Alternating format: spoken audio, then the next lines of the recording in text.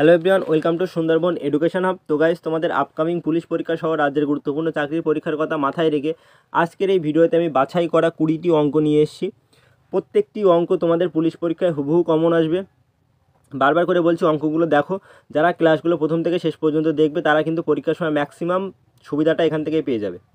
তো গাইস, যে অঙ্কগুলো করাচ্ছি এই টাইপের অঙ্কই তোমাদের পরীক্ষায় আসবে, জাস্ট সংখ্যা ঘোরানো থাকবে। অবশ্যই প্রথম থেকে শেষ পর্যন্ত ক্লাসটি দেখো, এখান থেকে অনেক হেল্প পাবে, এইটুকু আশা রাখি। দেখো, ফার্স্ট অঙ্কটি কি বলছে, একটি দ্রব্য 1754 টাকায় বিক্রি করলে যত টাকা লাভ হয় 1446 টাকায় বিক্রি করলে সেই পরিমাণ টাকাই ক্ষতি হয়। দ্রব্যটি 20% লাভে বিক্রয় করা হলে দ্রব্যটির বিক্রয় মূল্য কত আমাদের বের করতে হবে। অর্থাৎ যদি 1 টাকায় লাভ হয় তাহলে কী হবে, 1 টাকা ক্ষতি হবে। বলছে লাভের পরিমাণ আর ক্ষতির পরিমাণ সমান। তো দেখো, দুটো বিক্রয় মূল্য দেওয়া আছে, এখান থেকে আমাদের ক্রয় মূল্য বের করতে হবে। তো কিভাবে বের করব, কেন করব, কী জন্য করছি, সব কিছুই তোমাদের এই ভিডিওতে ডিটেলস বলে দেবো। দেখো, ক্রয় মূল্য বের করার একটাই ফর্মুলা এখানে, কি জাস্ট যে দুটো বিক্রয় মূল্য দেওয়া আছে 1754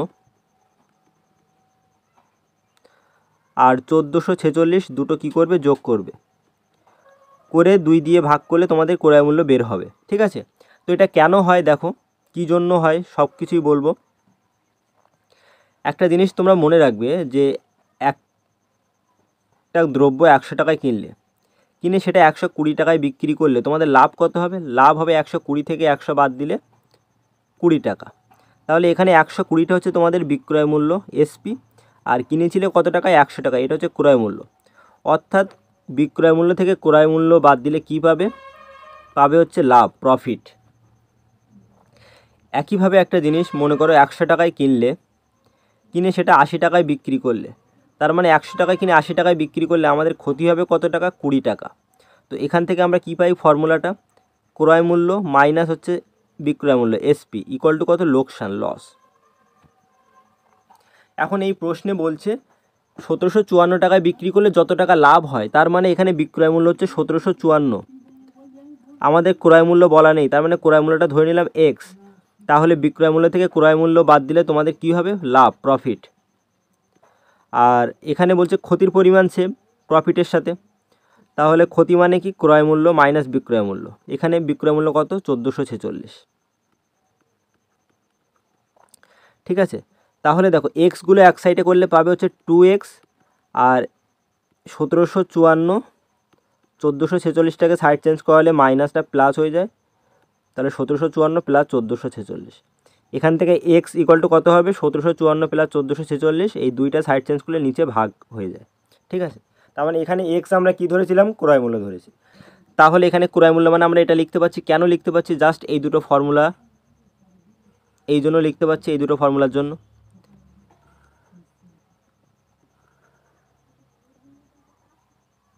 ঠিক আছে?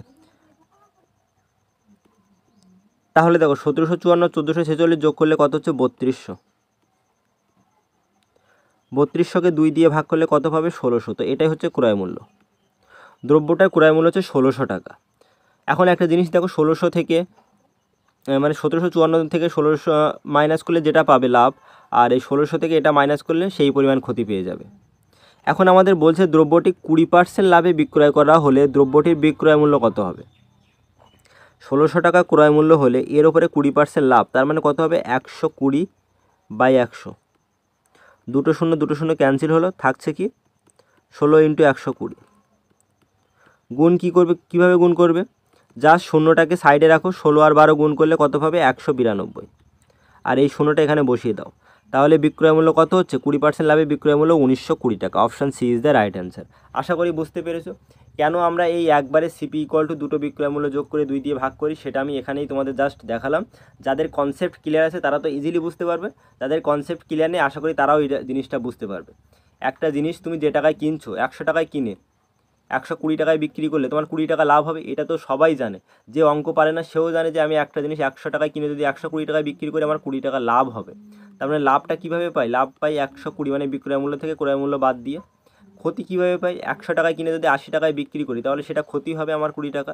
তো এখানে বলছে লাভ আর ক্ষতি ইকুয়াল, তাই এখানে ইকুয়াল করা হয়েছে, করে এখান থেকে ক্রয় মূল্য ধরা হয়েছিল এক্সের ভ্যালু কীভাবে বেরিয়ে আসলো, দুটো বিক্রয় মূল্য যোগ করে তাকে 2 দিয়ে ভাগ করলে ক্রয় মূল্য বেরিয়ে আসবে, সেটাই এখানে জাস্ট করা হয়েছে। পরের প্রশ্ন দেখো কি বলছে, ভেরি ভেরি ইম্পর্টেন্ট একটা প্রশ্ন এটা। এই প্রশ্নটা তোমাদের এসএসসি এমটিএস পরীক্ষায়, যেটা মাধ্যমিক লেভেলের পরীক্ষা সেই পরীক্ষাতে এসছে এসএসসি এমটিএস, তার মানে তোমাদের পুলিশ পরীক্ষার জন্য ভেরি ভেরি ইম্পর্টেন্ট।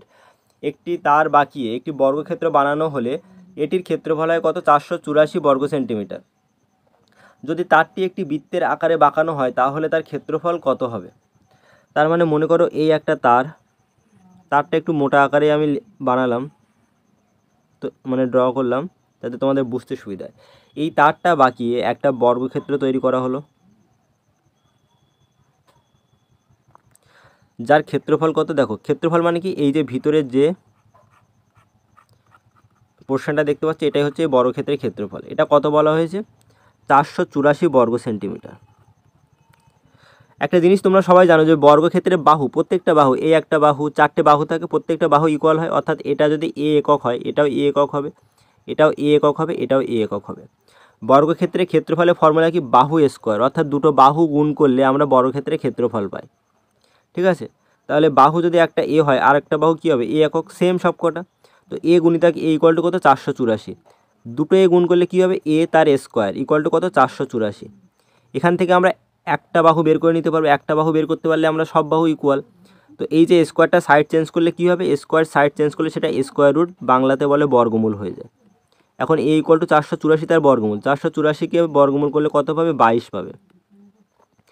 অর্থাৎ বর্গক্ষেত্রের একটা বাহুর দৈর্ঘ্য হচ্ছে 22 সেন্টিমিটার। তো একটা বাহু যদি 22 হয়, সবকটা বাহুই কী হবে, 22 হয়ে যাবে, সবকটা বাহু কী হবে, 22 সেন্টিমিটার। এখন আমরা এখান থেকে কী করতে পারি, দেখো বর্গক্ষেত্রের পরিসীমা কী হবে, পরিসীমা হবে 4 ইন্টু বাহু, বাহু কত, 22, তাহলে 4 ইন্টু 22। এটা কিসের সাথে ইকুয়াল হবে, দেখো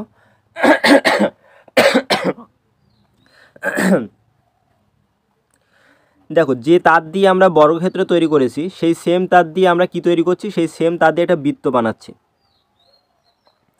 তার মানে তারের যে দৈর্ঘ্য, সেই দৈর্ঘ্যটা বৃত্তের ক্ষেত্রে আর বর্গক্ষেত্রের দুটো ক্ষেত্রেই সেম ইকুয়াল। তার মানে এখানে বর্গক্ষেত্রের যে পরিসীমা, যে দৈর্ঘ্য, আর বৃত্তের পরিসীমাটাকে আমরা কি বলি, পরিধি। বৃত্তের পরিধি দুটো ইকুয়াল হবে, কারণ লেন্থ তো সেম। এই যে তার, এই তার দিয়ে একটা আমরা বর্গক্ষেত্র তৈরি করছি, আবার এই সেম তার দিয়ে আমরা বৃত্ত তৈরি করছি। তার মানে তারের লেন্থ কিন্তু উভয় ক্ষেত্রে সেম। লেন্থ যখন সেম তখন আমরা কি বলতে পারি, এই দুটোর পরিসীমা কিন্তু সেম হবে। তো আমরা যেটা বর্গক্ষেত্রের ক্ষেত্রে পরিসীমা বলি সেটা বৃত্তের ক্ষেত্রে কী হয়, পরিধি হয়। তো বর্গক্ষেত্রের পরিসীমা মানে 4 ইন্টু বাহু ইকুয়াল টু কী হবে, বৃত্তের পরিধি 2πr। 2πr, পাইটা আমি লিখছি না, দেখো পাই মানে কত, 22/7। তো একেবারে এখানে 22/7 লিখে দিলাম ইন্টু আর। তো এখান থেকে দেখো 22 উভয় পক্ষ থেকে ক্যান্সেল হয়ে গেল, 2 দিয়ে কাটলে 2 দুগুণে 4। তো আর ইকুয়াল টু কত হচ্ছে, দেখো আর ইকুয়াল টু থাকছে এই 2 আর 7 গুণ করলে কত হয়, নিচের 7 14 সেন্টিমিটার। তো আর ইকুয়াল টু 14 হলে আমাদের এখানে বলছে বৃত্তের ক্ষেত্রফল কত হবে। এই যে বৃত্তটা তার ক্ষেত্রফল কত হবে। তো বৃত্তের ক্ষেত্রফল কী হয়, পাই আর স্কোয়ার। বৃত্তের ক্ষেত্রফলের ফর্মুলা হচ্ছে পাই আর স্কোয়ার। পাই মানে হচ্ছে 22/7, আর মানে পেয়েছি 14, আর স্কোয়ার মানে 14 স্কোয়ার করলে পাবে 196। বাট ওইভাবে না করে 14 ইন্টু 14 লেখো, 14 ইন্টু 14 196। তো 7 দিয়ে কাটলে 7 দুগুণে 14, তার মানে থাকছে কত, এখানে 22 মানে 14 দুগুণে 28 ইন্টু 22। তো 28 ইন্টু 22 করলে তোমাদের উত্তর চলে আসবে। এখন দেখো সম্পূর্ণ গুণ করে লাভ নেই, এখন এই একক স্থানে কী আছে, 8, এখানে 2 আছে, দুটো গুণ করো কত হচ্ছে, 8 দুগুণে 16। তার মানে আমাদের যে উত্তর হবে সেই উত্তরে একক স্থানে কী আসবে, সংখ্যাটা সবসময় 6 থাকবে। তো এখন দেখো অপশানে একক স্থানে 6 কোন অপশানে আছে, অপশান বিতে আছে। তো এটাই আমাদের রাইট অ্যান্সার হয়ে যাবে, আর চেক করার দরকার নেই। জাস্ট এই স্মার্ট ওয়ার্কগুলো করবে, তোমরা নিজেরাই দেখবে 28 আর 22 গুণ করলে কী পাবে, 616 পাবে। আশা করি বুঝতে পেরেছো। খুবই ভালো টাইপের অঙ্ক, এই টাইপের অঙ্ক কিন্তু তোমাদের পরীক্ষাতে আসবে। আর এইগুলো কিন্তু যদি স্কিপ করে চলে যাও তাহলে কিন্তু পরীক্ষাতে কাঁদবে।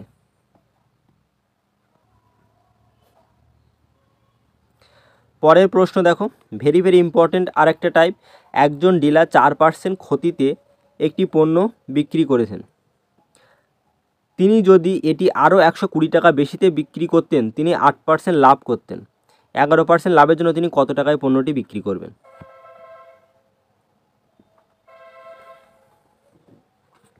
তার মানে একটা জিনিস 4% ক্ষতিতে তিনি প্রথমে বিক্রি করছিলেন, 4% লসের জন্য মাইনাস দিলাম। বাট যখনই তিনি সেটি 120 টাকা বেশিতে বিক্রি করছেন, প্লাস 120 দিলাম, যেহেতু 120 টাকা বেশিতে বিক্রি করছেন, তখন তার প্রফিট হচ্ছে কত? 8% প্রফিট হচ্ছে।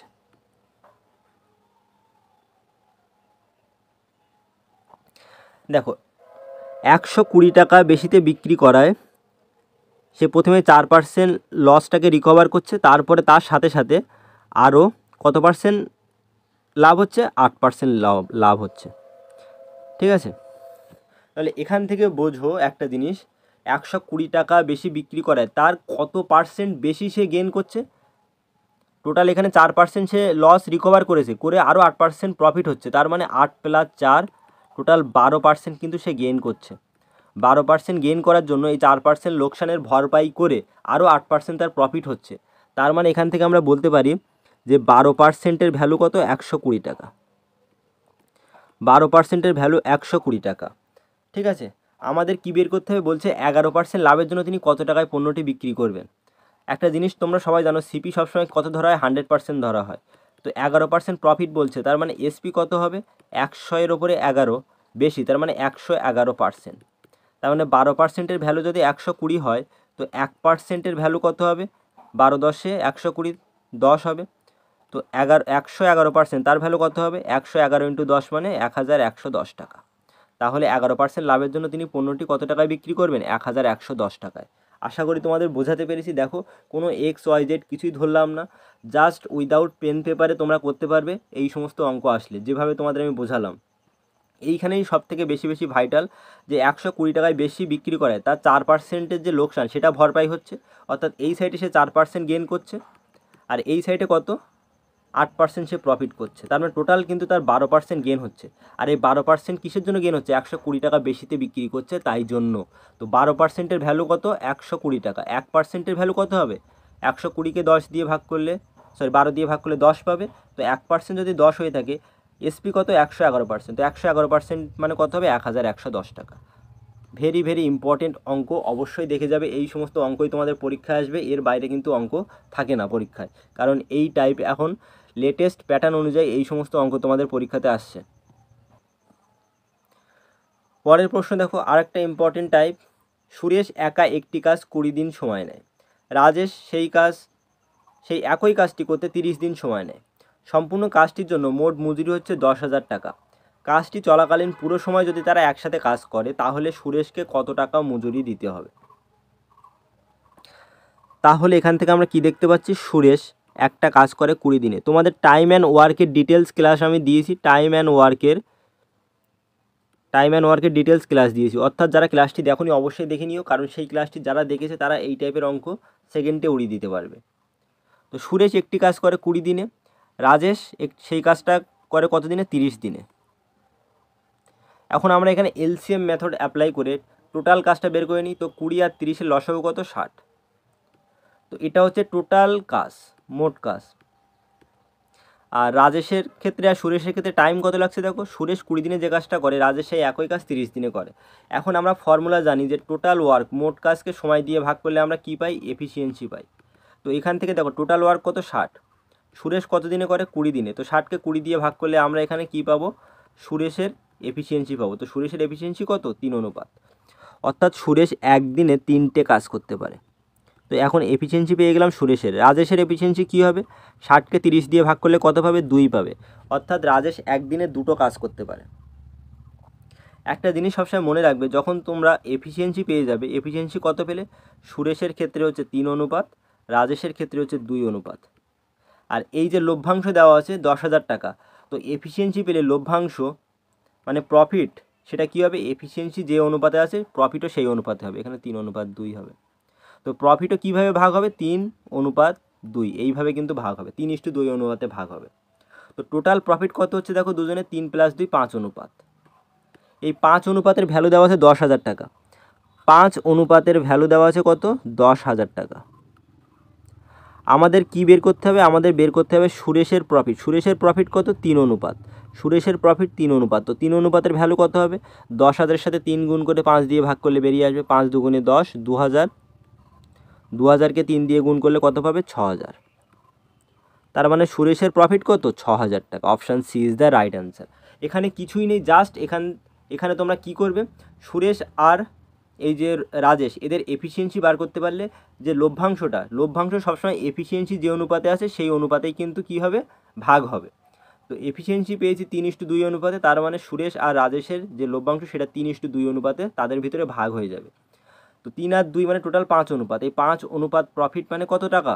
10,000 টাকা। আর সুরেশের প্রফিট কত? 3 অনুপাত। তো 5 অনুপাত 10,000 হলে 3 অনুপাত কত হবে? 6,000 টাকা হবে। আশা করি এই পর্যন্ত তোমাদের বোঝাতে পেরেছি। দেখো যেভাবে ধরে ধরে তোমাদের বোঝাচ্ছে, ইউটিউবে খুব কম চ্যানেলে কিন্তু এইভাবে তোমাদের ধরে ধরে বোঝাবে।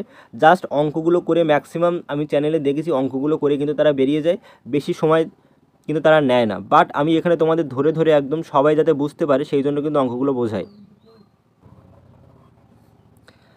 দেখো পরের অঙ্কটি কি বলছে, এই যে আয়তক্ষেত্র থেকে একটা থেকে দুটো অঙ্ক, একটা অঙ্ক তো অবশ্যই থাকবে, হায়েস্ট ম্যাক্সিমাম বললে তোমাদের দুটো অঙ্ক তোমরা অবশ্যই পেতে পারো পুলিশ পরীক্ষায়। একটা অঙ্ক কিন্তু গ্যারান্টি তোমাদের অবশ্যই আয়তক্ষেত্র থেকে থাকবে। একটি আয়তক্ষেত্রের দৈর্ঘ্য আর প্রস্থের অনুপাত দিয়েছে কত? 4:5। যদি আয়তক্ষেত্রের পরিসীমা 18 সেমি হয় তাহলে তবে এর একটি কর্ণের দৈর্ঘ্য কত হবে সেটা আমাদের বের করতে হবে। এখন যদি এখানে একটা আয়তক্ষেত্র আমি ড্র করি, অনেকে আয়তক্ষেত্র কি সেই জিনিসটা কিন্তু জানে না। এটাকে যদি তুমি আয়তক্ষেত্রের দৈর্ঘ্য ধরো এল, এটাকে যদি প্রস্থ ধরো তাহলে কি হয়, আয়তক্ষেত্রের অপোজিট সাইড ইকুয়াল হয়, অর্থাৎ সামনাসামনি বাহুগুলো কি হয়, ইকুয়াল হয়। অর্থাৎ এটা যদি বি হয় এটা বি হবে, এটা এল হলে এটা কি হবে, এর সামনে এটা ইকুয়াল হবে, এল হবে। আর আয়তক্ষেত্রের পরিসীমার ফর্মুলা কি? পরিসীমার ফর্মুলা হচ্ছে 2 ইন্টু এই দৈর্ঘ্য লেন্থ প্লাস ব্রেথ প্রস্থ, এটা হচ্ছে আয়তক্ষেত্রের পরিসীমার ফর্মুলা। এখন দেখো দৈর্ঘ্য কত দেওয়া আছে, লেন্থ দেওয়া আছে 4 অনুপাত, প্রস্থ দেওয়া আছে 5 অনুপাত। তো পরিসীমা কত হবে, এখান থেকে পরিসীমা বলতে পারবে, ইংলিশে বলে পেরিমিটার, এই জন্য পি দিয়ে ডিনোট করা। পরিসীমা কী হবে, 2 ইন্টু এল মানে কত 4, প্রস্থ কত 5, 4 5 9, 9 2 18 অনুপাত। এই 18 অনুপাতের ভ্যালু কত দেওয়া আছে, 18 সেন্টিমিটার। তো 18 অনুপাতের ভ্যালু যদি 18 সেন্টিমিটার হয়ে থাকে তাহলে 1 অনুপাতের ভ্যালু কত হবে, 1 সেন্টিমিটার। আমাদের লেন্থ কত দেওয়া আছে, 4 অনুপাত। তো 4 অনুপাতের ভ্যালু কত হবে, 4 1 কে 4, আর প্রস্থ দেওয়া আছে কত, 5 অনুপাত। তো 5 অনুপাতের ভ্যালু কত হয়ে যাবে, 5 1 কে 5। 1 অনুপাতের ভ্যালু 1 হলে 4 অনুপাতের ভ্যালু 4 1 কে 4 হবে, আর 5 অনুপাতের ভ্যালু কত হবে, 5 1 কে 5 অনুপাত হয়ে যাবে। তো এখান থেকে আমরা লেন্থ দেখো যেটা দেওয়া আছে অনুপাতে সেটাই আমাদের লেন্থ হয়ে যাবে। লেন্থ কত হবে, 4 সেন্টিমিটার, প্রস্থ কত হবে, 5 সেন্টিমিটার। এখন এখান থেকে আমরা পেয়ে গেলাম লেন্থ পেয়ে গেলাম কত, 4 সেন্টিমিটার, ব্রেথ কত পেলাম, 5 সেন্টিমিটার। দেখো এটা আমি ছবিতে ড্র করেছি বলে মনে হচ্ছে ব্রেথটা ছোটো লাগছে, 5 সেন্টিমিটার কী করে ছোটো হয়ে গেল, লেন্থটা কী করে 4 হয়ে বড় দেখাচ্ছে, এটা কিন্তু কোনো ইস্যু নেই। এইভাবে তোমরা ড্র করে জাস্ট নিজেদের বোঝানোর জন্য। লেন্থ কত, 4 সেন্টিমিটার, ব্রেথ কত, 5 সেন্টিমিটার। এই সাইডে যদি আমি ড্র করি এইভাবে, লেন্থটাকে ছোটো রাখলাম, ব্রেথটাকে বড় করে দিলাম।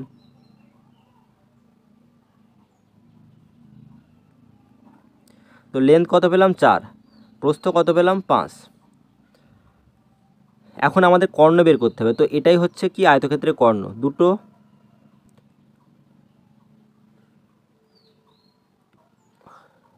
পয়েন্টকে যোগ করে দিলাম, ঠিক আছে। এই দুটো পয়েন্টকে যোগ করে আমরা কী পেলাম, আয়তক্ষেত্রে একটা কর্ণ পেলাম। এখন দেখো এটা কত ডিগ্রি হয় বলো তো, আয়তক্ষেত্রের প্রত্যেকটা যে কোণ 90 ডিগ্রি হয়, অর্থাৎ এটা 90 ডিগ্রি, এটা 90 ডিগ্রি, এটা 90 ডিগ্রি, এটা 90 ডিগ্রি। আর 90 ডিগ্রির সামনে যে বাহুটা থাকে সেটাকে কি বলা হয়, 90 ডিগ্রির সামনের বাহুকে বলা হয় অতিভুজ। তো আমরা পিথাগোরাসের যে থিওরেম সেটা ছোটোবেলায় সবাই পড়েছি, 9 10-এ একটা উপপাদ্য ছিল পিথাগোরাসের উপপাদ্য। সেখানে কী হয়, অতিভুজ স্কোয়ার, আমি জাস্ট লিখলাম অতিভুজ স্কোয়ার ইকুয়াল টু কী হয়, ভূমি স্কোয়ার। জাস্ট দিলাম, এটাকে ভূমি ভেবে নিও, ভূমি স্কোয়ার প্লাস লম্ব স্কোয়ার, এটা হচ্ছে লম্ব। লম্ব মানে আমি কী দিলাম, তার স্কোয়ার, ঠিক আছে। এখন অতিভুজ মানে আমরা কীভাবে বের করতে পারি, অতিভুজ ইকুয়াল টু এই যে স্কোয়ারটা সাইড চেঞ্জ করলে কী হয়, স্কোয়ার রুট, ভূমি স্কোয়ার, এটা স্কোয়ার কিন্তু, ঠিক আছে। লম্ব স্কোয়ার মানে এল তার স্কোয়ার দিলাম। এখানে দেখো ভূমি কত 4, 4 তার স্কোয়ার, লম্ব কত 5, 5-এর স্কোয়ার, স্কোয়ার রুট। তাহলে কত হচ্ছে, 4 4 16 আর 25 কত, 31, সরি 16 আর 25 41। তাহলে অতিভুজ কত হয়ে যাবে, 41, square root 41। Option B is the right answer. আশা করি তোমাদের বোঝাতে পেরেছি। এখান থেকে জাস্ট আমাদের এই যে লেন্থ আর প্রস্থ মানে দৈর্ঘ্য আর প্রস্থ বেরিয়ে আসলে আমরা এখান থেকে আয়তক্ষেত্রের কর্ণ বের করতে পারবো। আয়তক্ষেত্রের কর্ণ বের করার ফর্মুলা কি এইভাবে মনে রাখো, আয়তক্ষেত্রের কর্ণ বের করার ফর্মুলা হচ্ছে ডায়াগোনাল ইকুয়াল টু দৈর্ঘ্য স্কোয়ার প্লাস ব্রেথ প্রস্থ স্কোয়ার। এটা হচ্ছে আয়তক্ষেত্রে কর্ণ বের করা formula. Diagonal equal to square root দৈর্ঘ্য স্কোয়ার প্লাস প্রস্থ স্কোয়ার। দৈর্ঘ্য কত 4 স্কোয়ার, প্রস্থ হচ্ছে 5 স্কোয়ার, করলে কত পাবে? পাবে হচ্ছে square root 41। Option B is the right answer.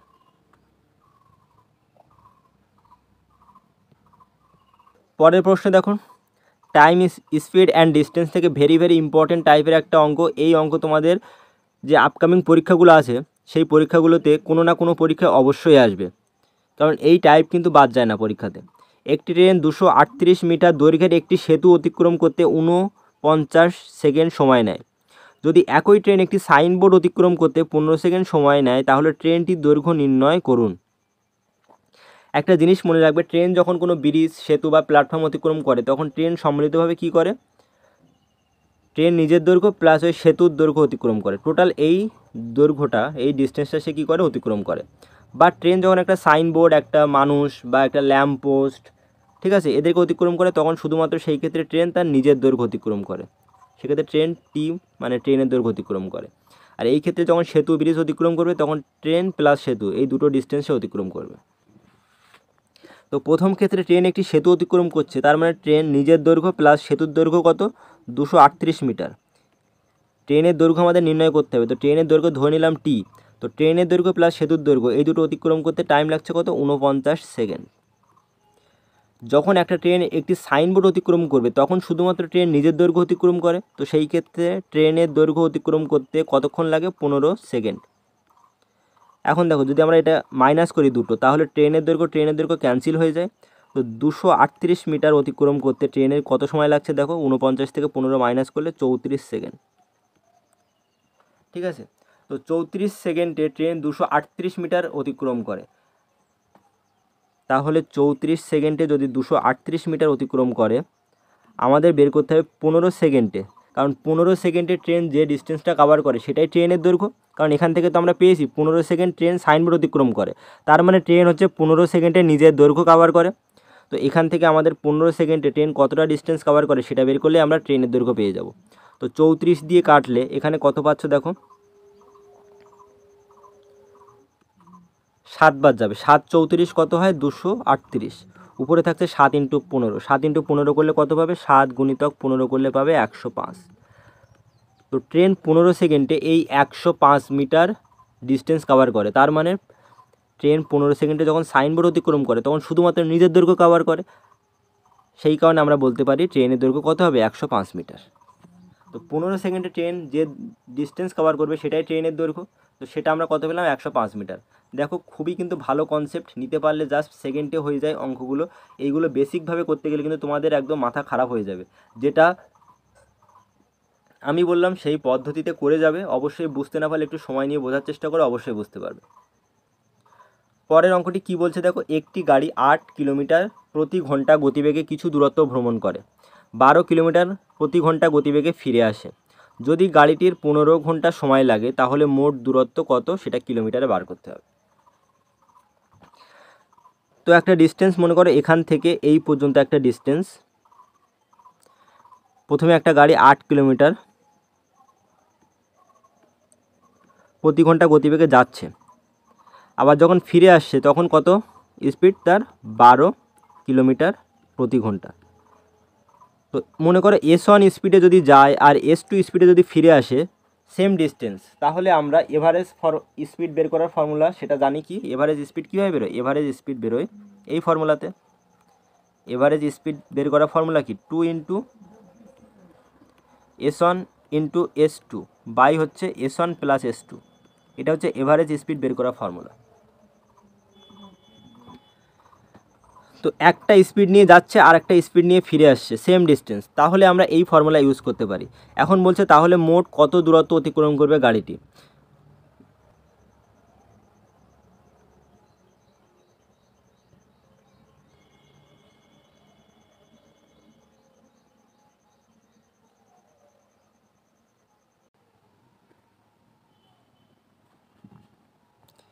তো এখানে দেখো আমাদের দূরত্ব বের করতে হবে। তো আমরা স্পিড পেয়ে গেলাম, এটা টাইম কত দেওয়া আছে, টাইম দেওয়া আছে 15 ঘন্টা। আমাদের দূরত্ব মানে এই পজিশান থেকে এই পজিশানের ডিস্টেন্স বের করতে হবে। তাহলে ডিস্টেন্স ইকুয়াল টু, দেখো এভারেজ স্পিড যখন আমরা দিয়ে ক্যালকুলেশন করব তখন আমরা এই পজিশান থেকে এই পজিশান আবার এই পজিশান থেকে এই পজিশান ফিরে আসতে টোটাল যে ডিস্টেন্সটা সেটা পাবো। তার মানে আমরা এই যে যতটা ডিস্টেন্স যাচ্ছি আবার যতটা ডিস্টেন্স ফিরে আসছি টোটাল ডিস্টেন্স কিন্তু পাবো, বাট আমাদের একটাই নিতে হবে। সেটা দেখো ক্যালকুলেশন করলে বুঝতে পারবে। Distance equal to speed, average speed কত, 2 into S1 S2 by S1 plus S2। তো S1 এর ভ্যালু কত, S1 ইকুয়াল এখানে হচ্ছে 8, S2 কত 12, নিচে কত 8 প্লাস 12 20, টাইম কত 15 ঘন্টা। ক্যালকুলেশন করো, 3 5 15, 4 5 20, 4 2 8, 2 2 4, 3 4 12, 12 12 144। এই যে 144 কিলোমিটার যেটা পেলাম সেটা হচ্ছে 8 কিলোমিটার গতিবেগে যে ডিস্টেন্স যাচ্ছ এক্স, ধরে নাও এক্স কিলোমিটার, আবার এক্স কিলোমিটার ফিরে আসছো, এই টোটাল ডিস্টেন্স, ঠিক আছে। তো এখন আমাদের জাস্ট একটা ডিস্টেন্স বার করতে হবে, এখান থেকে এই পর্যন্ত ডিস্টেন্স বার করতে হবে। আমাদের বলেনি যে এখান থেকে এই পর্যন্ত গিয়ে আবার এখান থেকে এই পর্যন্ত ফিরে আসার ডিস্টেন্স কিন্তু বলেনি। বললে কিন্তু আমাদের এখানে 144 উত্তরে থাকতো। যদি 144 উত্তরে থাকতো তাহলে 72 না থেকে তাহলে তোমরা 144টাকে টিক করে আসতে, কিন্তু উত্তরে আছে কত 72। তার মানে আমরা এখানে 2 দিয়ে ভাগ করলে কত পাবো, 72 কিলোমিটার। তার মানে আমাদের এই পজিশান থেকে এই পজিশানে যে ডিস্টেন্সটা কত, 72 kilometre. Option D is the right answer. আবারও বলে রাখি, এইখানে কিন্তু অনেকের কনফিউশন থাকে যে ডিস্টেন্সটা পেলে 144 কিলোমিটার সেটা কি, এখান থেকে এই পজিশানে যাচ্ছ কত এক্স কিলোমিটার, আবার এখান থেকে যখন ফিরে আসছো এক্স কিলোমিটার, এই যে ডিস্টেন্সটা সেটা হচ্ছে কত, এক্স প্লাস এক্স, তার ভ্যালু দেওয়া আছে, 2x এর ভ্যালু দেওয়া আছে। আমাদের উত্তর যেটা চাইছে সেটা হচ্ছে আমাদের এক্সের ভ্যালু বার করতে হবে। তো 2x ইকুয়াল টু যদি 144 হয়ে থাকে তো এক্স কত হবে, 72 কিলোমিটার, 144-এর অর্ধেক হবে। তো option D is the right answer. যদি 72 না থেকে 144 হতো তাহলে কিন্তু 144-এ টিক করতে হতো। এই জিনিসটা সিম্পল কনসেপ্টটা অনেকেই কিন্তু ভুল করে আসে, এটা কিন্তু মাথায় রাখবে। পরের প্রশ্ন দেখো, একটি গাড়ি 7 ঘন্টায়, টাইম কত 7 ঘন্টা, একটি যাত্রা সম্পূর্ণ করে। গাড়িটি অর্ধেক যাত্রা পথ 40 কিলোমিটার প্রতি ঘন্টা গতিবেগে, বাকি অর্ধেক পথ 60 কিলোমিটার প্রতি ঘন্টা বেগে। মানে ধরে নাও এখান থেকে এই পর্যন্ত যদি এক্স কিলোমিটার হয়ে থাকে, এতটা পথ সে কত কিলোমিটার গতিবেগে যাচ্ছে, 40 কিলোমিটার প্রতি ঘন্টা। আবার এখান থেকে এক্স কিলোমিটার পথ, অর্ধেক পথ বলেছে, তো অর্ধেক পথ যদি এক্স কিলোমিটার হয় বাকি অর্ধেক পথ এক্স কিলোমিটার হবে। এই পথটা সে কত কিলোমিটার গতিবেগে যাচ্ছে, 60 কিলোমিটার প্রতি ঘন্টা গতিবেগে। একটা জিনিস মনে রাখবে, যখন দুটো সেম ডিস্টেন্স বাট আলাদা আলাদা স্পিডে যাবে তখন আমরা কিসের কনসেপ্ট লাগাই, এভারেজ স্পিডের ফর্মুলা লাগাই। দুটো সেম ডিস্টেন্স, এখানে দেখো এক্স কিলোমিটার, এটাও কত এক্স কিলোমিটার, কারণ অর্ধেক পথ বলেছে, সেম ডিস্টেন্স। প্রথম অর্ধেক পথ 40 কিলোমিটার প্রতি ঘন্টা গতিবেগে, দ্বিতীয় অর্ধেক পথ 60 কিলোমিটার প্রতি ঘন্টা গতিবেগে, অর্থাৎ স্পিডটা কিন্তু আলাদা আলাদা, S1 আর S2 স্পিড কিন্তু দেওয়া আছে। তো সেই ক্ষেত্রে আমরা এভারেজ স্পিডের ফর্মুলা লাগিয়ে কী বের করি, ডিস্টেন্স বের করে নিই। তো ডিস্টেন্স ইকুয়াল টু কী হবে, সেই ফর্মুলা লাগাতে হবে আমাদের, 2 ইন্টু S1 কত এখানে 40, S2 কত 60 বাই S1 প্লাস S2। তো 40 প্লাস 60 করলে কত হবে 100, টাইম কত লাগছে 7 ঘন্টা। তো দুটো শূন্য ক্যান্সেল হয়ে গেল, কত হচ্ছে 4 2 8, 7 8 56, 56 আর 6 গুণ করলে হবে তোমাদের 336 kilometre. Option C is the right answer. দেখো এই টাইপের অঙ্কই তোমাদের পরীক্ষায় আসবে, জাস্ট সেকেন্ডে উত্তর হয়ে যাবে। শুধুমাত্র কনসেপ্ট রাখতে হবে কি, দুটো সেম ডিস্টেন্স যখন আলাদা আলাদা গতিবেগে যাবে তখন স্পিড কী হবে, স্পিড হয়ে যাবে এভারেজ স্পিড। তো আর এভারেজ স্পিডের ফর্মুলাটা সবসময় মনে রাখবে, 2 into S1 S2 by S1 plus S2। পরের প্রশ্নে দেখো কি বলছে, মায়া যদি 40 কিলোমিটার প্রতি ঘন্টা গতিতে অফিসে যায় তাহলে সে 5 মিনিট দেরিতে পৌঁছায়। যদি সে 60 কিলোমিটার প্রতি ঘন্টা গতিতে গমন করে তাহলে সে 10 মিনিট আগে পৌঁছায়। তার বাড়ি থেকে অফিসের দূরত্ব কত। দেখো দুটো আলাদা আলাদা গতিবেগ, বাট বাড়ি থেকে অফিসের দূরত্ব তো প্রতি ক্ষেত্রেই সেম থাকবে। তুমি যদি 100 কিলোমিটার প্রতি ঘন্টা গতিবেগে তোমার যেখানে মানে ওয়ার্কিং প্লেস তোমার বাড়ি থেকে যদি যাও, আর যদি 60 কিলোমিটার প্রতি ঘন্টা গতিবেগে যাও, তার মানে তো ডিস্টেন্স সেম থাকছে বাট স্পিড আলাদা। তো যখন ডিস্টেন্স যখন ইকুয়াল তখন একটা কনসেপ্ট আমরা কি জানি, স্পিড সবসময় টাইমের সাথে ব্যস্তানুপাতিক হয়, অর্থাৎ স্পিডের রেশিও আর টাইমের রেশিও কী হয়, একে অপরের অপোজিট হয়। স্পিডের রেশিও মনে করো প্রথমে তোমার স্পিড ছিল 4 অনুপাত, পরে তুমি স্পিড বাড়িয়ে করেছো কত 5 অনুপাত, তো টাইমের রেশিও কত হবে, জাস্ট অপোজিট, 5 থেকে 4 হয়ে যাবে। স্পিড যদি তোমার মনে করো 2 থেকে 3 হতো, স্পিড 2 থেকে 3 হলে টাইম কত হবে, 3 থেকে 2। এই কনসেপ্টটা তোমাদের আমি অনেকবার এই টাইপের কনসেপ্ট দিয়ে অঙ্ক করিয়েছি, অবশ্যই যারা আমার ক্লাসগুলো দেখো তারা এই কনসেপ্ট কিন্তু জানো। এখন দেখো প্রথমে মায়ার গতিবেগ কত ছিল, প্রথমে মায়ার গতিবেগ ছিল 40 কিলোমিটার প্রতি ঘন্টা, সেটা আমি লিখলাম না, এগুলো লেখার দরকার নেই। আর পরবর্তীতে তার গতিবেগ কত হচ্ছে 60 কিলোমিটার প্রতি ঘন্টা। এখন এটাকে রেশিও করে নিলে 0 0 ক্যান্সেল হলো, 4কে 2 দিয়ে কাটলে 2 দুগুণে 4, আর 6কে 3 দিয়ে কাটলে 3 দুগুণে 6, অর্থাৎ মায়ার প্রথমে গতিবেগ ছিল 2 অনুপাত, পরে তার গতিবেগ বেড়ে হয়েছে কত 3 অনুপাত। তো টাইমের রেশিও কত হবে, টাইমের রেশিও জাস্ট এদের অপোজিট হবে, 3 থেকে 2 অনুপাত হবে। এখন দেখো টাইম কত কম লাগছে মায়ার, 1 অনুপাত কম লাগছে, ঠিক আছে। আর এই 1 অনুপাতের ভ্যালু কত দেখো, সেটা টাইম 1 অনুপাত কম লাগছে বলে মায়া 10 মিনিট আগে পৌঁছাচ্ছে। প্রথমে মায়া 5 মিনিট দেরিতে পৌঁছাচ্ছিল, 5 মিনিট লেটে পৌঁছাচ্ছিল, সেই লেট টাইমটা কভার করেছে, করে আরও 10 মিনিট আগে পৌঁছাচ্ছে, আরও 10 মিনিট ফাস্ট পৌঁছাচ্ছে। তো টোটাল কতটা টাইম মায়া সেভ করছে, টোটাল 5 + 10 15 মিনিট টাইম কিন্তু মায়ের সেভ হচ্ছে। প্রথমে দেখো 5 মিনিট লেট হচ্ছিল, বাট এখন 10 মিনিট আগে পৌঁছাচ্ছে, অর্থাৎ 5 মিনিট যে লেট হচ্ছিল সেই টাইমটা সে কভার করেছে 5 মিনিট, আরও কিন্তু 10 মিনিট সে এক্সট্রা ফাস্ট যাচ্ছে। তার মানে টোটাল কত মিনিট মায়ের সাশ্রয় হয়েছে, 15 মিনিট। এটা কিসের জন্য সাশ্রয় হয়েছে দেখো, আগে টাইম লাগছিল 3 অনুপাত, এখন লাগছে 2 অনুপাত, অর্থাৎ 1 অনুপাত টাইম সাশ্রয় করছে। তো এই 1 অনুপাতের ভ্যালুই হচ্ছে 15 মিনিট। 1 অনুপাতের ভ্যালু 15 মিনিট হলে এখান থেকে যে কোনো একটা টাইম আমরা নিয়ে ক্যালকুলেশন করলে আমাদের উত্তর বেরিয়ে আসবে। তো ধরো 2 অনুপাত নিয়ে যদি ক্যালকুলেশন করি, তাহলে 2 অনুপাতের ভ্যালু কত, 1 অনুপাত 15 হলে 2 অনুপাত বেশি হবে, 30 মিনিট। তাহলে মায়ের টাইম লাগছে কত, অ্যাকচুয়ালি 30 মিনিট। দ্বিতীয় ক্ষেত্রে যখন মায়ের গতিবেগ 60 কিলোমিটার প্রতি ঘন্টা, তখন মায়ের টাইম লাগছে কত, 30 মিনিট।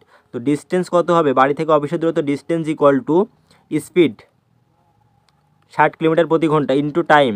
টাইম দেখো দেওয়া আছে মিনিটে, এটাকে ঘন্টায় করতে গেলে 60 দিয়ে ভাগ করতে হয়, তো 60 60 ক্যান্সেল হলো, থাকে কত 30 কিলোমিটার। তার মানে এটাই হচ্ছে মায়ের বাড়ি থেকে অফিসের distance 30 kilometre. Option A is the right answer. আশা করি তোমাদের বোঝাতে পেরেছি। দেখো খুবই ভালো একটা টাইপের অঙ্ক, যখন ডিস্টেন্স ইকুয়াল থাকে তখন এই স্পিড টাইমের সাথে ব্যস্তানুপাতিক হয়, এই কনসেপ্টটা দিয়ে অঙ্কটা আমাদের করতে হবে।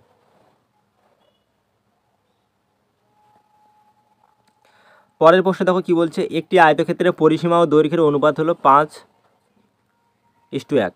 যদি আয়তক্ষেত্রের ক্ষেত্রফল 216 বর্গ সেন্টিমিটার হয়, তাহলে আয়তক্ষেত্রটির দৈর্ঘ্য কত। এটা আমি এক্স ধরেই করিয়ে দিই, কোনো ব্যাপার নেই। এখানে দেখো আয়তক্ষেত্রের যে ক্ষেত্রফল বের করার ফর্মুলা কি, দৈর্ঘ্য গুণিতক প্রস্থ, দৈর্ঘ্য গুণিতক প্রস্থ। আর এখানে পরিসীমা দেওয়া আছে, পরিসীমা পেরিমিটার পি ইকুয়াল টু কত, 5x ধরে নাও, আর দৈর্ঘ্য লেন্থ ইকুয়াল টু কত, x সেন্টিমিটার। এখন একটা জিনিস আমরা কি জানি, যে 2 ইন্টু দৈর্ঘ্য লেন্থ প্লাস প্রস্থ ব্রেথ ইকুয়াল টু কত, পরিসীমা। তো এখান থেকে লেন্থ কত, এক্স, পরিসীমা আমাদের বার করতে হবে, প্রস্থ কত, পেরিমিটার কত, 5x। তার মানে এখান থেকে আমরা কি বলতে পারি, প্রস্থ বি ইকুয়াল টু 5x/2। আর এই দেখো এই 2টা গুণ সম্পর্কে আছে, তো এই সাইডে আসলে কী হয়, ভাগ সম্পর্ক হয়ে যায়, আর এই যে এক্সটা এই সাইডে আসলে মাইনাস হয়ে যায়। তো এখান থেকে একটা ক্যালকুলেশনটা করো, 5x/2 - x। তো ক্যালকুলেশন করলে কী দাঁড়াচ্ছে দেখো, দাঁড়াচ্ছে 5x - 2x ইকুয়াল টু হচ্ছে 3x/2। তো এটা হচ্ছে কত, 3x/2টা হচ্ছে তোমাদের প্রস্থ, লেন্থ কত, এক্স, ক্ষেত্রফল কত, দৈর্ঘ্য ইন্টু প্রস্থ। তো ক্ষেত্রফল দৈর্ঘ্য এক্স, প্রস্থ কত, 3x/2। তো দেখো এটা কিসের সাথে ইকুয়াল হবে, ক্ষেত্রফল 216 বর্গ সেন্টিমিটার। তো দৈর্ঘ্য ইন্টু প্রস্থ করলে আমরা কিসের সাথে ইকুয়াল করলাম, 216, তার সাথে ইকুয়াল করে দিলাম। এখন এখানে কি হচ্ছে, x² ইকুয়াল টু কী লিখতে পারি দেখো, এই 2টা উপরে চলে যায়, 216 গুণিতক 2, আর নিচে থাকে কত, 3। 3 দিয়ে কাটলে 3 × 7 = 21, 3 দুগুণে 6, 72 গুণিতক 2 কত, 144। এখন এখানে আছে এক্স তার স্কোয়ার, তো এক্স স্কোয়ারটা সাইড চেঞ্জ করলে স্কোয়ার রুট হয়ে যায়, 144-এর স্কোয়ার রুট কত হবে, 12। তো এক্সের ভ্যালু 12, আমাদের এক্স কত, দৈর্ঘ্য। তো আমাদের এখানে বলেছে আয়তক্ষেত্রটির দৈর্ঘ্য কত, দৈর্ঘ্য হয়ে যাবে 12 সেন্টিমিটার। আশা করি তোমাদের বোঝাতে পেরেছি। দেখো খুব ভালো কনসেপ্ট, এখানে তোমাদের পরিসীমা কনসেপ্ট জানতে পারবে, ক্ষেত্রফলের কনসেপ্ট জানতে পারবে, কী করে দৈর্ঘ্য প্রস্থ বের করতে হয় সেটাও কিন্তু আমি তোমাদের দেখিয়ে দিয়েছি। অর্থাৎ এই টাইপের অঙ্ক করা মানে তোমাদের আয়তক্ষেত্র থেকে যে সমস্ত অঙ্ক আসবে তোমরা নিজেরাই ইজিলি করতে পারবে। পরের অঙ্কটা দেখো কী বলছে, যদি x minus one by x equal 3 হয় তাহলে x cube minus one by x কিউবের মান কত? তো একটা ফর্মুলা তোমরা কম বেশি সবাই জানো যে এ কিউব মাইনাস বি কিউব, তার ফর্মুলা কি? এটা হচ্ছে 7-8 formula, A minus B into A square plus A B plus B square. দেখো বীজগণিতের ক্ষেত্রে কী হয়, ভ্যারিয়েবল চেঞ্জ হয়। ভ্যারিয়েবল কোনগুলো? এ বি সি ডি, এই যে ইংরেজি বর্ণমালা যে ছোটো ছোটো যে লেটারগুলো আছে সেগুলোকে কী বলা হয়? ভ্যারিয়েবল বলা হয়। এখানে ভ্যারিয়েবল দেখো, এখানে এ আছে, এখানে এক্স আছে, এখানে বি আছে, এখানে 1/x আছে। তাহলে এটাকে আমরা কি বলতে পারি? দেখো x cube minus 1/x cube equal to কী লিখতে পারি? X minus 1/x into x তার square into x into 1/x into 1/x তার স্কোয়ার, এটাই লিখতে পারি ফর্মুলা। তো এক্স এক্স কেটে গেল, কী থাকে ultimately? X minus 1/x x square plus 1/x square plus 1। দেখো আমাদের এখানে কী কী মান দেওয়া আছে, দেখো এক্স মাইনাস 1/x তার মান দেওয়া আছে, তো এখানে আমরা 3 বসাতে পারি, বাট আমরা এক্স স্কোয়ার প্লাস 1/x স্কোয়ারের মান তো জানি না। তো এটা মানটা বের করতে গেলে আমাদের কী করতে হবে? একটা সহজ জিনিস মনে রাখবে, যখন x minus 1/x equal to যদি পি হয়ে থাকে তাহলে x square plus 1/x square কী হবে? P square plus 2। তো এখানে x minus 1/x equal to P দেওয়া নেই, এখানে কত দেওয়া আছে? 3 দেওয়া আছে। তার মানে আমরা এখানে পি এর জায়গায় 3-এর স্কোয়ার করে 2 দিয়ে যোগ করলে কত পাবো? 11। তো এটাই হচ্ছে x square plus 1/x square equal to তার মান 11 দেওয়া আছে। কেন হয়? কেন হয় সেটা খুবই ইজি, কারণ দেখো এক্স মাইনাস 1/x তার হোল স্কোয়ার করলে কী পাবে? ফর্মুলা হচ্ছে x square minus 2 into x into 1/x plus x square. ফর্মুলাটা কিসের থেকে আসে? এ মাইনাস বি হোল স্কোয়ারের formula, A square minus 2ab plus B square. তো সেই ফর্মুলা আমরা এখানে ইউজ করেছি, জাস্ট ভ্যারিয়েবল চেঞ্জ। তো এখান থেকে দেখো এক্স এক্স ক্যান্সেল হলো, x square plus 1/x square, এই -2টা সাইড চেঞ্জ করে এই সাইডে আসলে কী হয়? +2 হয়। আর এক্স মাইনাস 1/x এর স্কোয়ার মানে কত? এক্স মাইনাস 1/x 3, আর 3-এর স্কোয়ার কত হয়? 9। তাহলে 9 + 2 হচ্ছে 11। তো এটাই তো আমরা এখান থেকে বের করে নিয়েছি। তো আমাদের এত কিন্তু ডিটেলস করার টাইম নেই, আমরা যখনই পরীক্ষার সময় দেখবো এক্স মাইনাস 1/x ইকুয়াল 3 দেওয়া আছে, তখন এক্স স্কোয়ার প্লাস 1/x এর ভ্যালু কীভাবে বের করবে? জাস্ট এটার স্কোয়ার করে তার সাথে 2 যোগ করবে। তো এটা কত? এটা হচ্ছে 3 পেলে গুণিতক এক্স স্কোয়ার প্লাস 1/x স্কোয়ারের মান কত? 11, আর 11-এর সাথে 1 যোগ করলে কত হয়? 12। তো 3-12 কত হবে? 36। তার মানে রাইট অ্যান্সার কত? Option A. যদি এক্স মাইনাস 1/x ইকুয়াল 3 হয় তাহলে x cube minus 1/x square value কত হবে? 36 হবে। কী জন্য কেন হলো সব ধরে ধরে দেখালাম। যারা বুঝতে পারবেন একটু টাইম নিয়ে বোঝার চেষ্টা করো, খুবই ইজি টাইপের অঙ্ক। যদি বীজগণিত থেকে এই টাইপের অঙ্ক আসে তাহলে কিন্তু পরীক্ষায় তোমরা করতে পারবে না, তোমাদের সিলেবাসে কিন্তু বীজগণিত আছে। পরে প্রশ্নে দেখো সিঁড়ি ভাঙা পদ্ধতি দিয়েছে। তো এই টাইপের অঙ্ক, ল্যাডার ফ্র্যাকশনের অঙ্ক তোমাদের আমি অনেকবার করিয়েছি। এখানে কি করবে দেখো, জাস্ট এই যে শেষের যে ভগ্নাংশ আছে 1/4 একদম নিচে, এটাকে লিখে ফেলো, 1 আর 4 লিখে ফেলো। 1 আর 4 লিখে এখানে দেখো কটা প্লাস আছে? 2টো প্লাস আছে, এইখানে একটা 3 প্লাস আছে আর এখানে 1 প্লাস। তো দুটোর এইখানে শূন্যস্থান মতো ড্যাশ দাও, দিয়ে এর উপরে কী রাখবে? 3 রাখো। 3-র সামনে প্লাস আছে মানে 3 প্লাস, তারপরে আছে কি 1 প্লাস। এখন কী করবে? 3 আর 4 গুণ করবে, 3 আর 4 গুণ করে কত হয়? 12 প্লাস আছে 12 প্লাস এই যে সামনের 1-এর সঙ্গে যোগ করলে কত হবে? 13। এখন এই 1-এর সাথে 13 গুণ করে, 13-কে 13 আর প্লাস 4, তাহলে কত হচ্ছে? 17। তো দেখো এখানে শেষে আমরা কত পেলাম? 17, আর তার আগে পেয়েছি 13। এখন যদি আমরা এটাকে এইভাবে লিখি 13/17, তার মানে এই যে পুরো যেটা দেখতে পাচ্ছ না, এটার ভ্যালু আমরা পেয়ে গেলাম 13/17। এই পুরোটার ভ্যালু কত? 13/17। কেন এইভাবে লিখলাম দেখো, প্রথমে এখানে ভগ্নাংশ ছিল 1/4, তো 1টাকে আগে লিখেছি, নিচে যে 4টাকে পরে লিখেছি। তো এখান থেকে যখন তোমরা এই শেষ পর্যন্ত এটা পেয়ে যাবে, লাস্টে কত পেলে? 17, আর তার আগে পেলে 13। তো 13টাকে আগে লিখবে আর 17টাকে নিচে লিখলে পুরোটার ভ্যালু পেয়ে যাবে। ঠিক আছে? তার মানে আমরা এখান থেকে কী লিখতে পারি? 2 = x প্লাস এই পুরোটার ভ্যালু কত পেয়েছি? 13 + 17। এখন এখান থেকে আমরা বলতে পারি কি x = এই 2 আর এই 13/17, সাইড চেঞ্জ করলে কত হবে? 2 - 13/17। এখন এটাকে লসাগু করলে কত হবে? 17 লসাগু, 17 × 2 = 34, থেকে 13 বাদ দিলে হয় 21। দেখো 17 × 2 = 34 - 13, হ্যাঁ 17 × 13 = 13। তো 34 থেকে 13 মাইনাস করলে হয় 21। তো option 2 is the right answer, 21/17। এক্সের ভ্যালু কত হবে? 21/17। পরের অঙ্কটা দেখো, এটাও বীজগণিত থেকে দিয়েছে। বীজগণিতের একটা গুরুত্বপূর্ণ ফর্মুলা এখানে অ্যাপ্লাই হবে। এই টাইপের অঙ্ক তোমাদের আমি এর আগেও অনেকবার করিয়েছি। এখানে দেখো কী আছে, 835 তিনবার গুণ আছে, 165 তিনবার গুণ আকারে আছে, নিচে কী আছে 835 দুবার গুণ আছে, এখানে 165 দুবার গুণ আছে। তো এই টাইপের অঙ্ক দেখা মাত্রই তোমরা কী করবে বলো তো, এখানে a = ধরে নিও 0.835, b = কী ধরবে 0.165। এক্ষুনি যে ফর্মুলা তোমাদের করালাম a³ - b³, এখানে a³ + b³ হলে কী হবে a + b into a² - ab + b²। এখান থেকে আমরা কী পাই বলো তো, এই a + bটাকে সাইড চেঞ্জ করালে এখান থেকে আমরা লিখতে পারি a + b = a³ + b³ by a² - ab + b²। কেন লিখতে পারি দেখো, এই যে a² - ab / b²টাকে এই সাইডে নিয়ে আসলো, তার মানে আলটিমেটলি আমরা কী বলতে পারি a + b = a³ + b³ by a² - ab + b², এটা বলতে পারি। এখন আমরা এখানে এই 0.835টাকে a ধরেছি, তাহলে a গুণিতক a এটা বলতে পারি, প্লাস 0.165কে b ধরেছি, তার মানে এখানে আমরা কী বলতে পারি b গুণিতক b। নিচে কী পাচ্ছি দেখো, এখানে b গুণিতক b মাইনাস a গুণিতক b প্লাস b গুণিতক b। তো আলটিমেটলি এটা আমরা কী বলতে পারছি দেখো, a 3বার গুণ আছে, তার মানে এটাকে আমরা বলতে পারি 3বার গুণ থাকলে মানে a³ আছে, b 3বার গুণ আছে মানে এটাকে আমরা বলতে পারি b³ বাই নিচে কত, এটা হচ্ছে a, নিচে আছে a² - ab + b²। তো a³ + b³ by a² - ab + b², এটাকে আমরা কি বলতে পারি a + b তার সমান। তো এখানে আমরা a + b লিখতে পারি।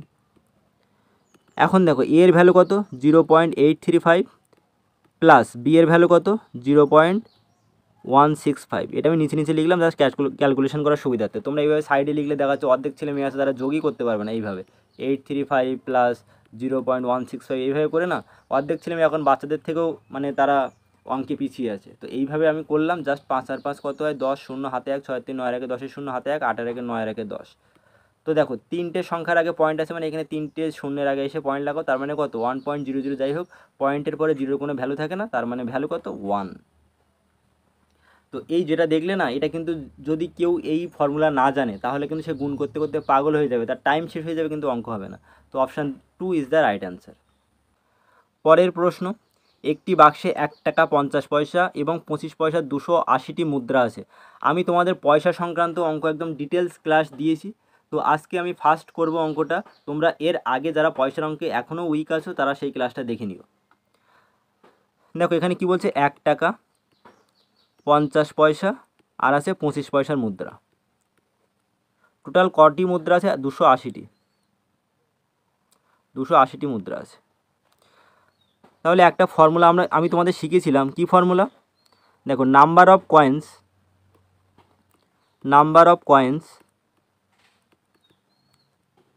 তার সঙ্গে যদি গুণ করো ভ্যালু অফ কয়েন্স মানে মুদ্রার মান, মুদ্রার সংখ্যার মুদ্রার মান গুণ করলে পাবে হচ্ছে টোটাল ভ্যালু পেয়ে যাবে। কি করে হয় দেখো, তোমার কাছে মনে করো 5 টাকার 10টা কয়েন আছে, তাহলে 10 × 5 করলে টোটাল কত টাকা আছে 50 টাকা আছে, ঠিক আছে। এটা হচ্ছে নাম্বার, কয়েনের নাম্বার, আর 5 টাকার ভ্যালু কত 5ই হয়, তো এটা হচ্ছে ভ্যালু অফ কয়েন্স। তো টোটাল 10টা কয়েন, মোট ভ্যালু কত হয়ে যাবে 50 টাকা। তাহলে আমরা এখান থেকে কী পেলাম, নাম্বার অফ কয়েন্স আর ভ্যালু অফ কয়েন্স গুণ করলে টোটাল ভ্যালু পেয়ে যাবে।